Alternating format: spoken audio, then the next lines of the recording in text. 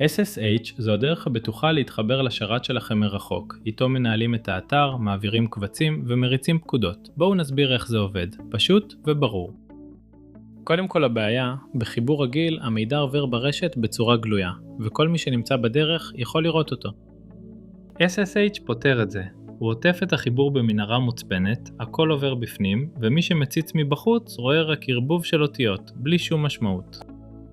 בהתחברות עצמה, בלי סיסמה שאפשר לנחש, יש זוג מפתחות, מפתח פרטי שנשאר רק אצלכם, ומפתח ציבורי שיושב בשרת. רק כשהם מתאימים, הדלת נפתחת.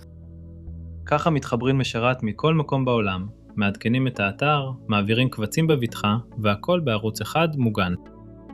ולסיום, 3 כללים פשוטים. מתחברים עם מפתחות ולא עם סיסמה, מעדכנים את השרת באופן קבוע, וחוסמים ניסיונות פריצה אוטומטיים.